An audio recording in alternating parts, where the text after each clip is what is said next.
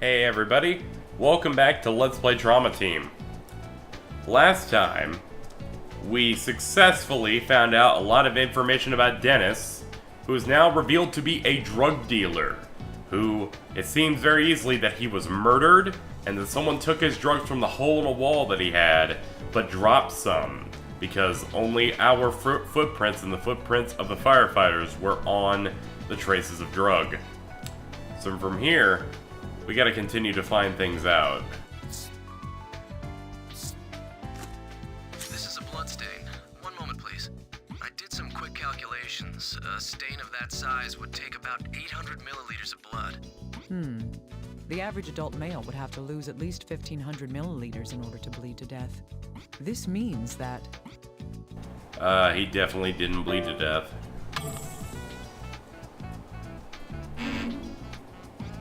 I can't mess around anymore. It's time to get serious. Sorry!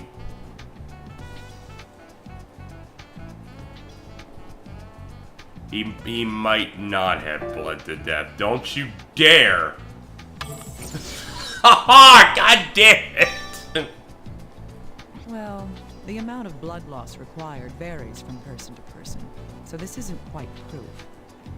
It is unusual, though. I'll have to remember it. Okay. Did he really die from a slashed wrist?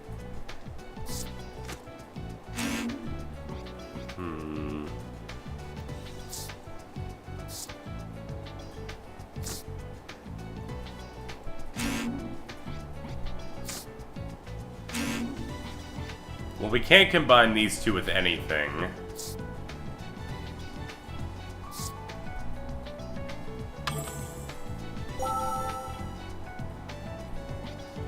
Oh, yeah, he might have to talk to us about something.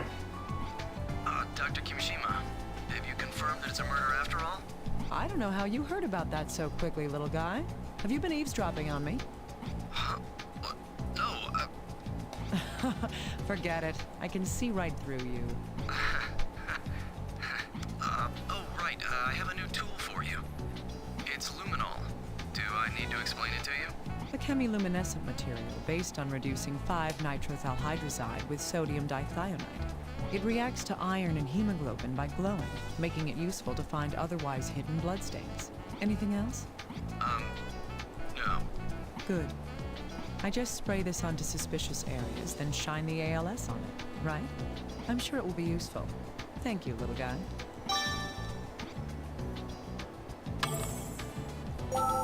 I feel bad, I like this guy, but, you know, our character demands that we treat him like garbage.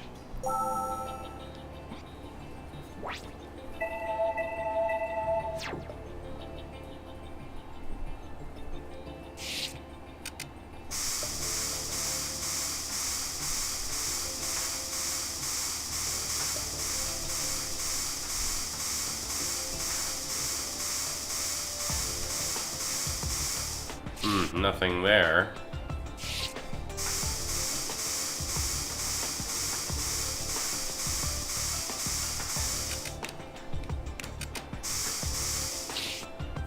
Guess we'll investigate further in here.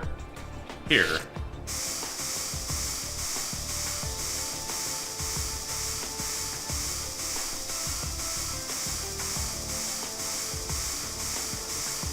Nope, nothing over here. On the fan?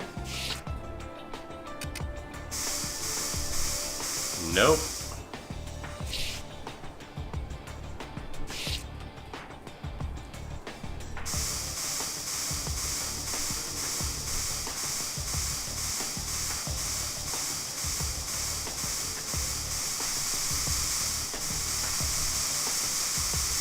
Man, that noise is bad. I'm probably gonna audio balance it.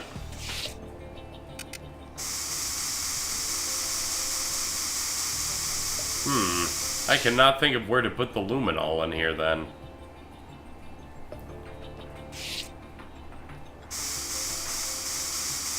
Supposed to find hidden blood, but I've checked the floor. What?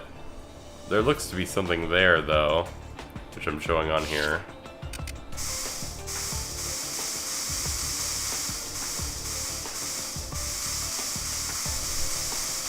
And here I was hoping I'd find something from that.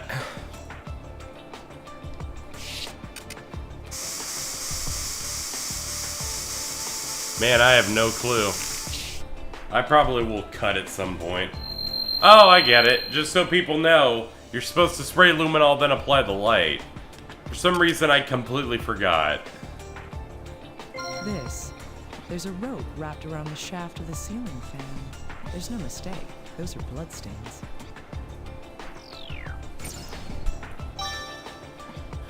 Alright. Then I know the rest of them are. There's gotta be one right here. There's a small, faint stain there, so makes sense. This looks nice. So there were bloodstains here too.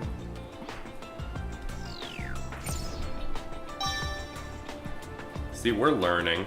If these are from the deceased, we may be able to use this with something else that we know. Alright, we're doing good. Now I think maybe near the doorstep is where we're gonna have to take the rest of it.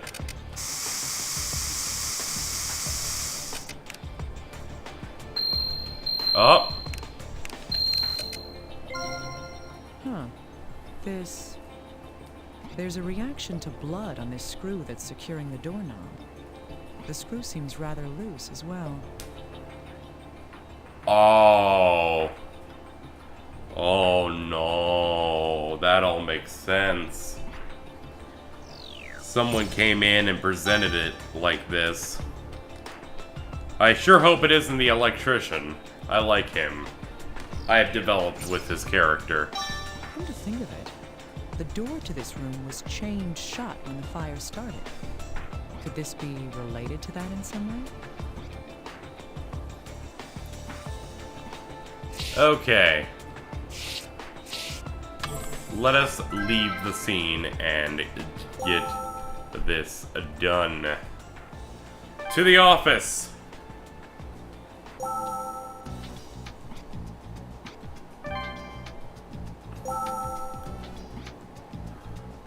Loose screw, bloody screw.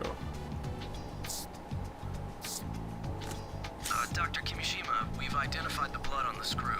It's a DNA match with the victim, Dennis Taylor. So he had a bloody screw.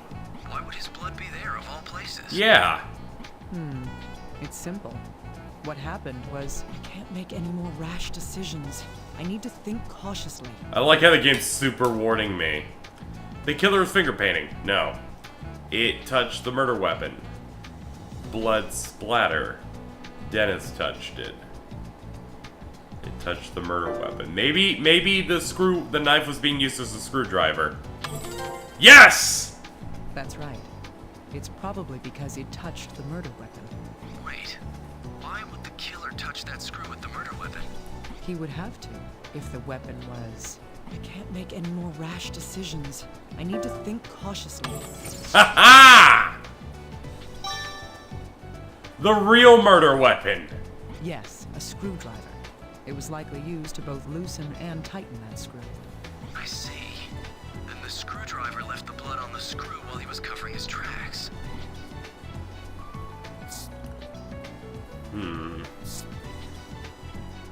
Blood stains on the floor.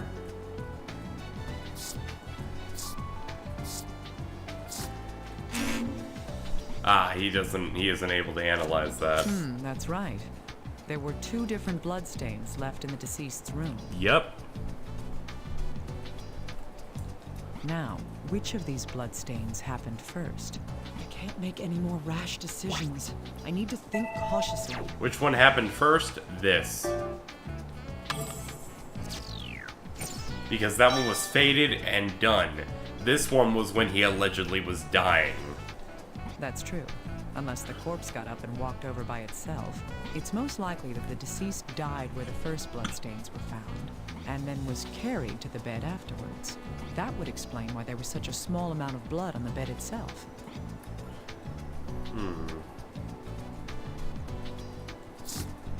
Yes, these 2 pieces can be combined into one. The rope wrapped around the ceiling fan is what caused it to break. Was it because the electrician did a shoddy job, The or? question now is why there was a rope around it in the first place.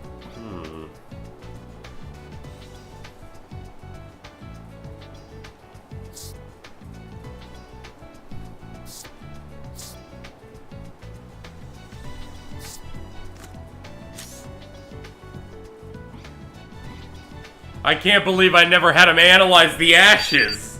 Oh. Dr. Kimishima, sorry for the wait. The analysis of the burnt material has come back from the laboratory. Calcium hydroxide was detected in the sample. Calcium hydroxide? You mean slaked lime? Yes, small amounts of quicklime were also detected. Quicklime is a substance that releases a great deal of heat when it reacts with water. Oh, I see. So this was... I can't make any more rash decisions. I need to think cautiously. A great amount of heat is released when calcium reacts with water. The heat was used to start the fire. I agree, but isn't it odd? If the killer wanted to start a fire, there are far easier ways to go about it. You're right. There must have been a reason for this. It's our job to investigate that, isn't it? The reason he did it like this, the dude's a drug dealer. He probably knows how to make drugs.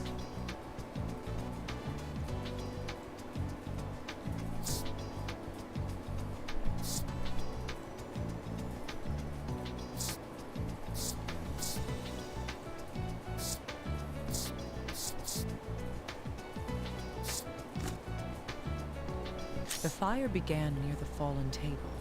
Calcium hydroxide was found in the substance on the floor there. Calcium hydroxide is formed through the reaction of quicklime and water. That reaction creates something else as well. I can't make any more rash decisions. What happens when... I need to think cautiously. Okay, what happens when calcium reacts with water? Heat is created. Yes. Quicklime releases 65 kilojoules of energy per mole when it reacts with water. This was the method used to start the fire in this room. First, you would place a glass of water on the table. You would also put quicklime around the floor and on the table near the glass. When the table falls over, the hydration heat caused by the reaction would cause a fire. But why would the killer go through such a complicated plan to start a fire? I can't make any more rash decisions. I need to think cautiously. The reason the killer used such elaborate trick was to delay when the fire started to prove how smart he was. Variety, that's just how he rolls. To delay when the fire started. All the other ones are dumb answers. If all he wanted was a fire, he could have just set something on fire. The killer needed to have a delay until the fire began. That's why he devised a plan that made use of two components. I can't make any more. I know decisions. that I fucked up, Think game. You cautiously. don't need to remind me every 10 seconds. The two things used to start the fire in the room were the ceiling fan and a rope. Cable on a door? What is that? Yes. This trick relied on the ceiling fan and a rope. The killer wrapped one end of the rope around the fan and tied the other to a table leg. When the fan activated according to its timer, the fan wound the rope up, flipping the table over and spilling the water onto the quicklime. However, there's still one basic question left to be asked. Why did the killer have to set the room on fire in the first place? Why go through this extravagant setup to make it happen? The reason for that is, They can't make any more decisions. mistakes. I need to think cautiously. The reason why the killer went to such length was to burn down the building.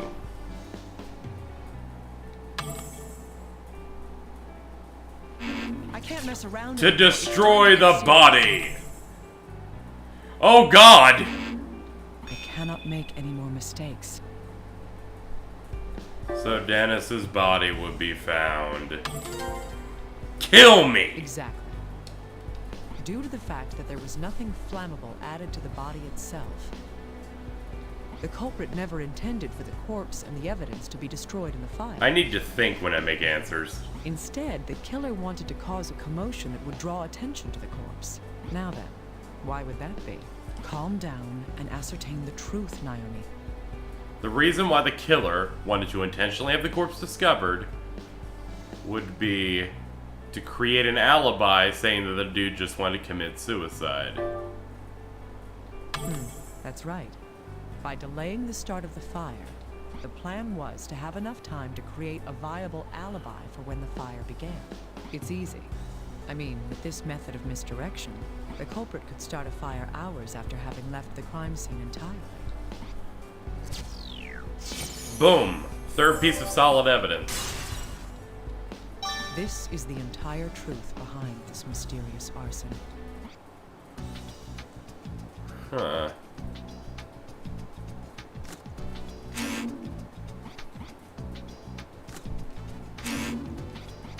Now I'm just gonna throw everything at everything.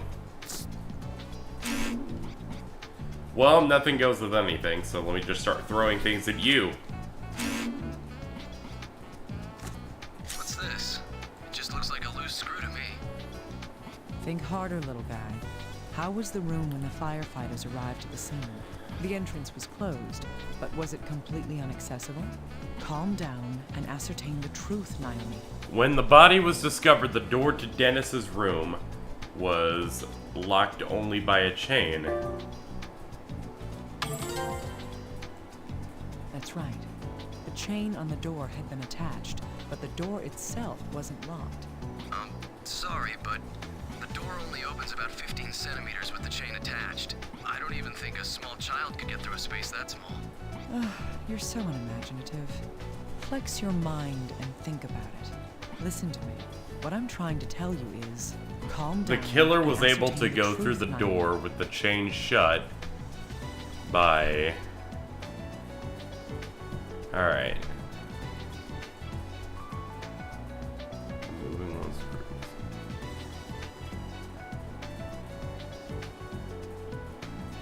screws. Removing a screw.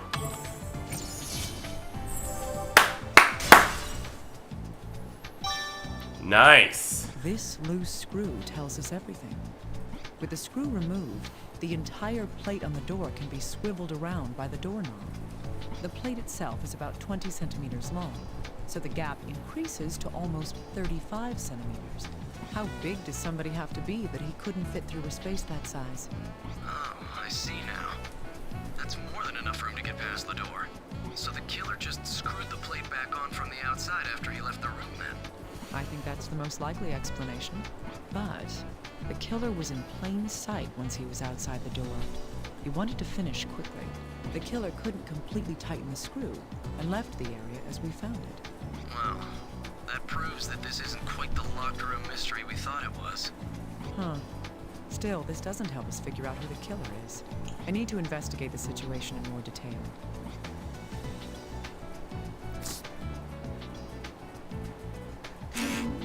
Well, we can't put any of these together.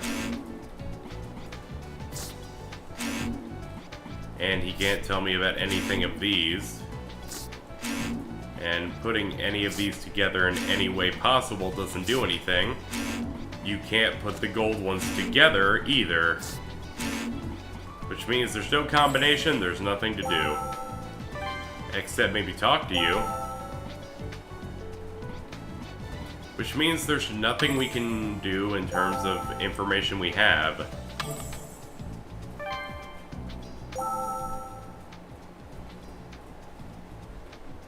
And we can't exit. The only thing else we would have is the evidence room. But what do we have to show for that? Says we found everything in here. What am I missing?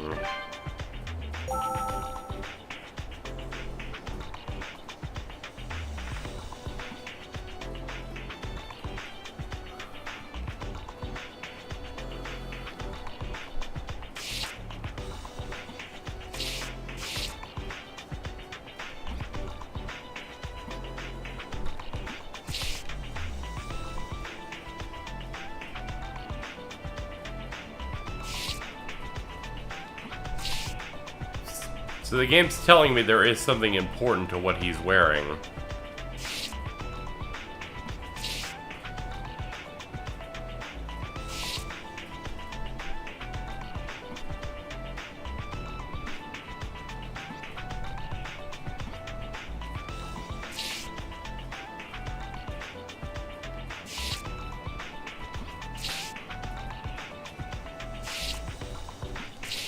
I don't know. I honestly don't. I guess there is information we can ascertain from our own investigation, but for some reason, there's nothing to investigate on that shirt. We go back to the office and we have to think.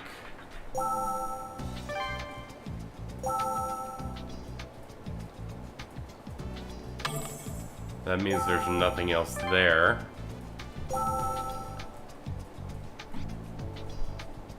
Can we combine this stuff here? Okay, let's read it. Clothing doesn't match what his friend said he'd be wearing that day. Dennis was killed where the blood was found on the floor, then carried to bed. Most likely the killer. The killer stabbed Dennis to death with a screwdriver, then used it to replace the screw. Did Dennis have any stab wounds?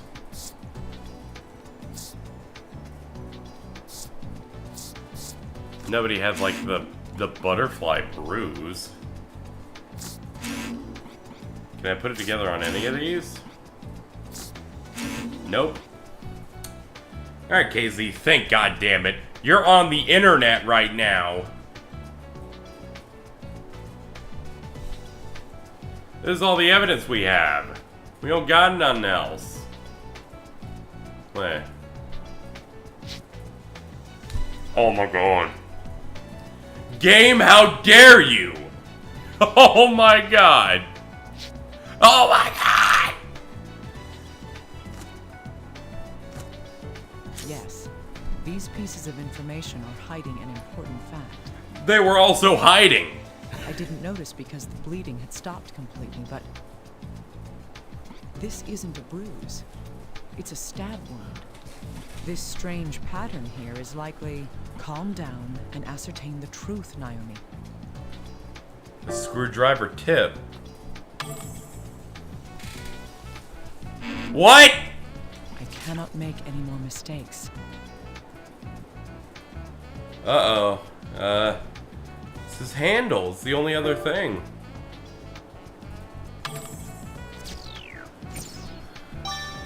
Yes, that's right. It's indisputable evidence that the weapon was jammed in so deeply that the grip left a bruise. Okay.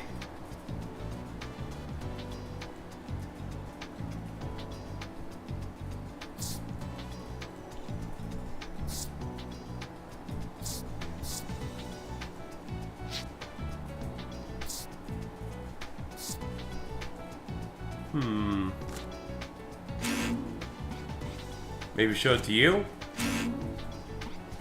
Okay.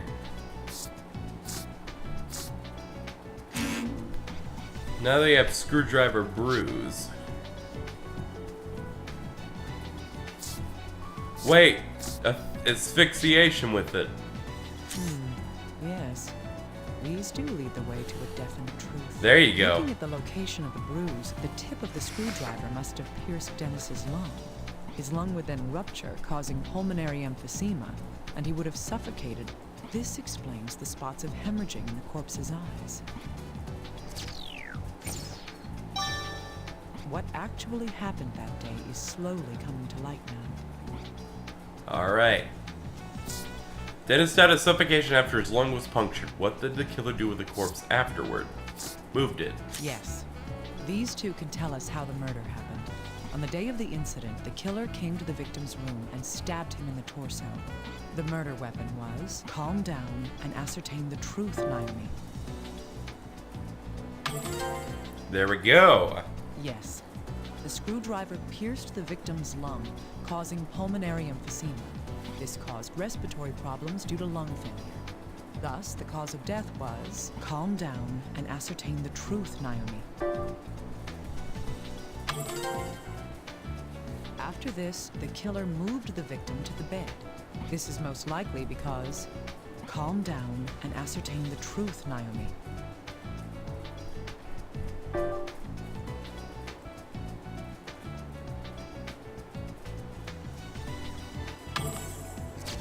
There we go. We got it. Solid evidence. Indeed. The murderer then arranged the corpse to make the death appear to be a suicide.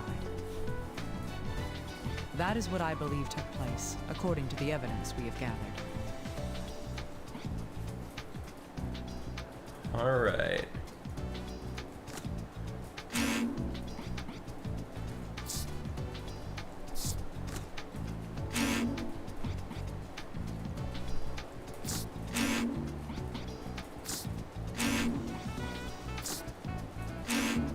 Well, none of these combinations work together, which means we need to look for more.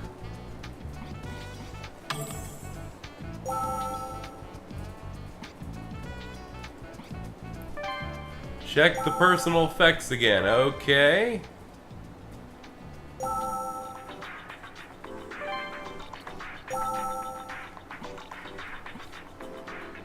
His abdomen?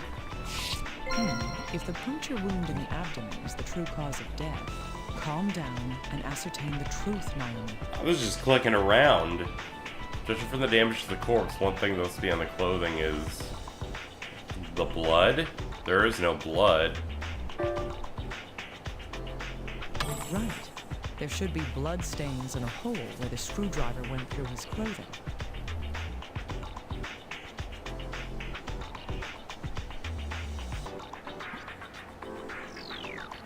Okay.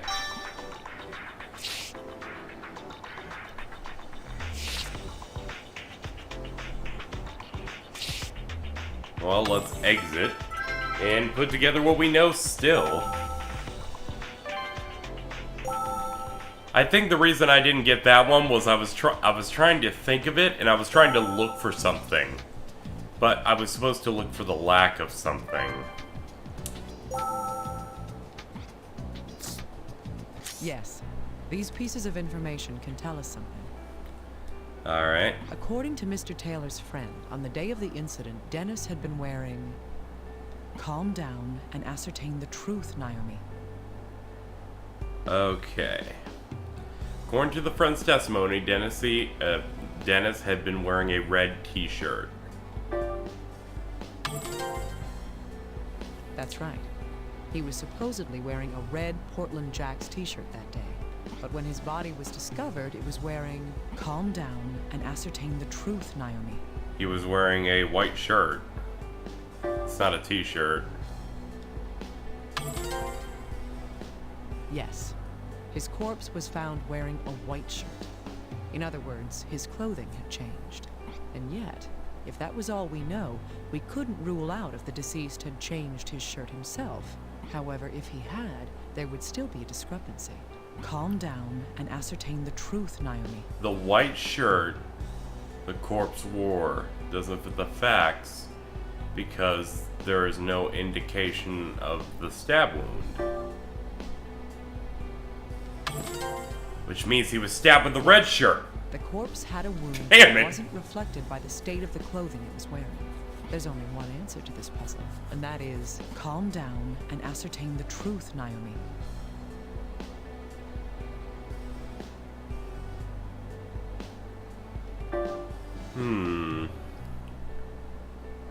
Yeah, I think it's the killer changed Dennis. He stabbed him, then changed his clothes, and then slashed the wrist. Yes! Indeed. Whoever had killed Mr. Taylor replaced the shirt he was wearing after killing him. The reason for doing that was, calm down and ascertain the truth, Naomi. To make it look like a suicide. Exactly. It was probably to hide the stab wound and make us believe that cut wrist was the cause of death. The killer staged the suicide in order to mislead us.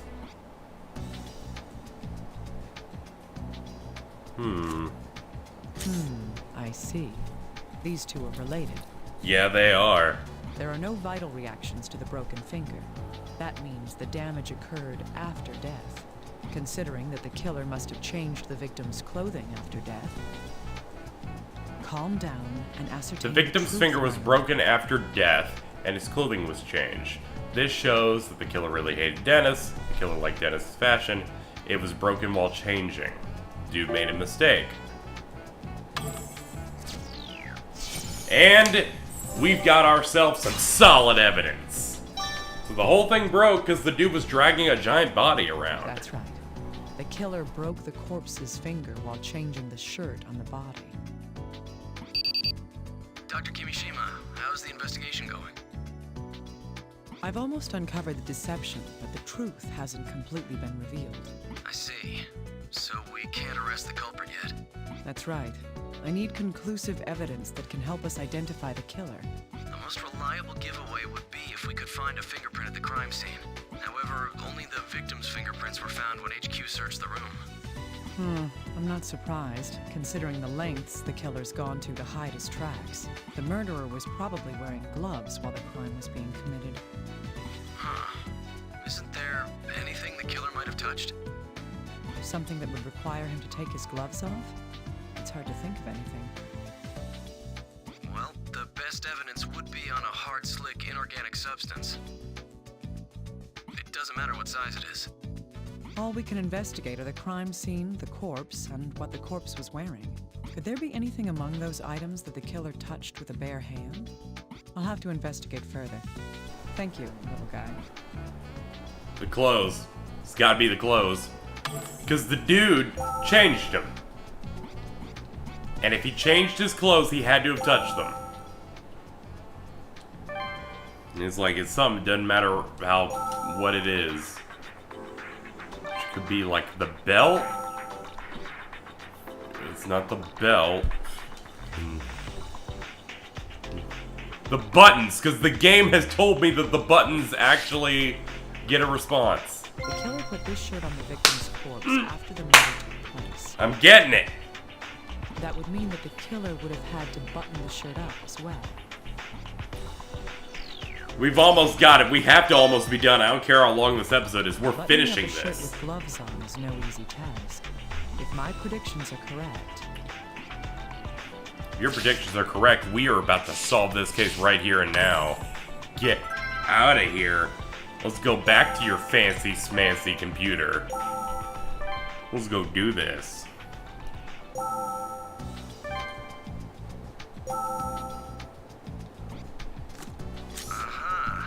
buttons on the victim's clothes, huh? I'll look into them right away. One moment, please. hopefully this will help us find the identity of our mystery murderer. Dr. Kimishima, it was there. I found it. There's a fingerprint from someone who isn't the victim. It's, a right thumb. Great. Run the print through the list of registered offenders immediately. Leave it to me. Such an attention to detail has gone into this. It can't possibly be a first-time offender. There has to be a match for this fingerprint in our records. I sincerely hope so. This case should be over soon. And that becomes some solid evidence right there. Conclusion reached. The case has been solved.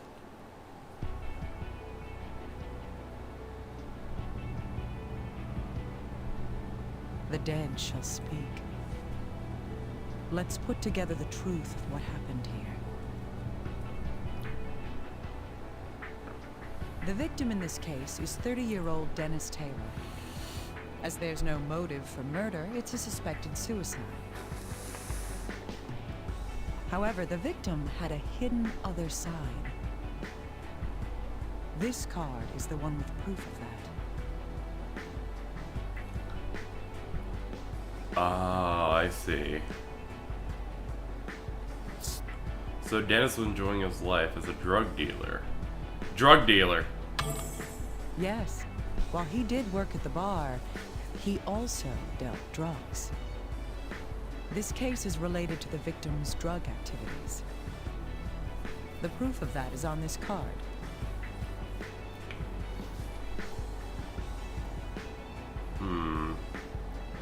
Yeah, the missing drugs, because they were stolen.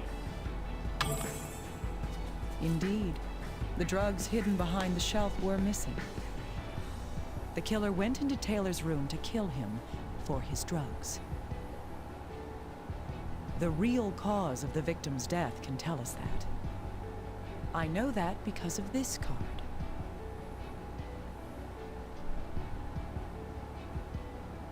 Wait, the murder timeline?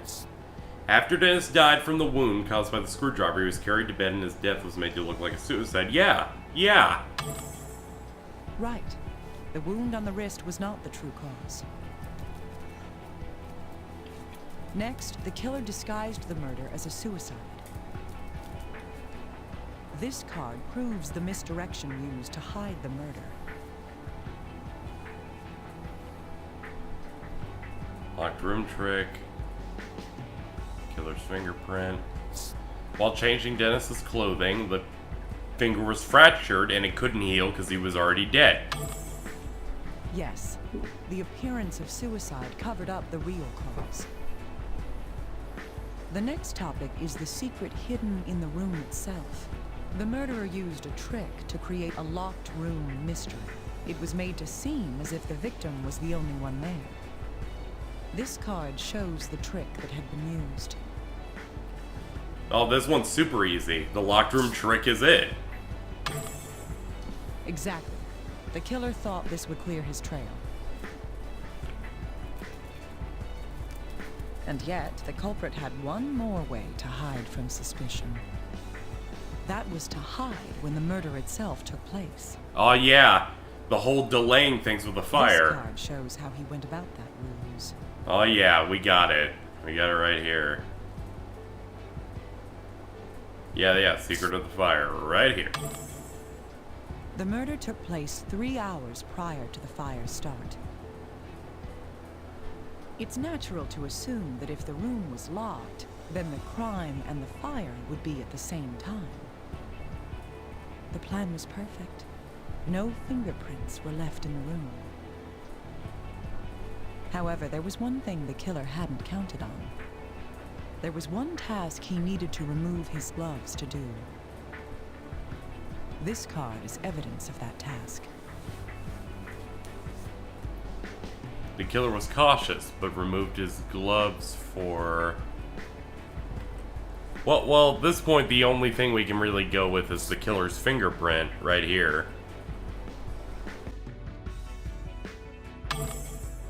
He probably couldn't button the clothes with his gloves on. No matter how small the buttons, they were still prints. Even a fragment of a fingerprint can be used to identify him. The victim must have been surprised. After all, he thought the killer was a customer. This is what he said at the very end.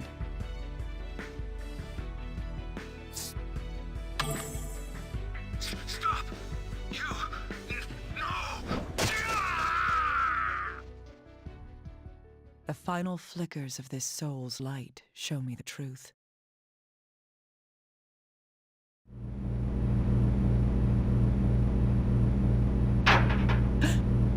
Who's there? I'm sorry. I must have surprised you. You're that electrician. Why are you here? Oh, I was called up because a switchboard blew. I need to have it fixed by tomorrow. I see. That sounds difficult.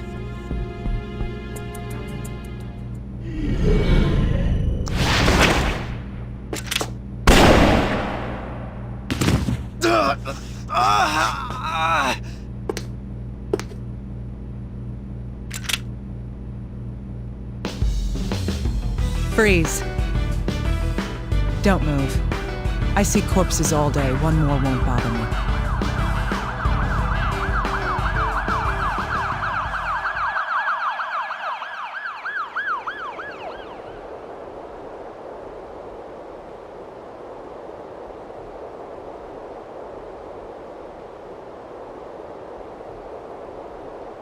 Naomi! Are you hurt? I'm sorry. I should have stayed. I've solved the case. I'll give you my report tomorrow. The report can wait. Naomi, you must think of your safety.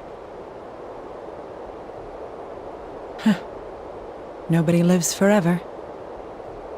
Even if I died today, it'd just be earlier than I expected.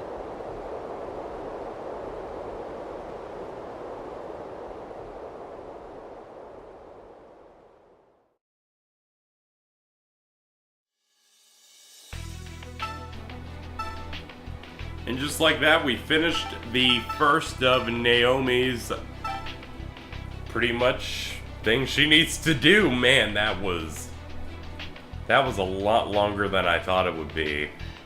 But we finished it off, so I will see you guys next time for more Trauma Team, where we will continue running through this great game and figuring out what to do next. Until then...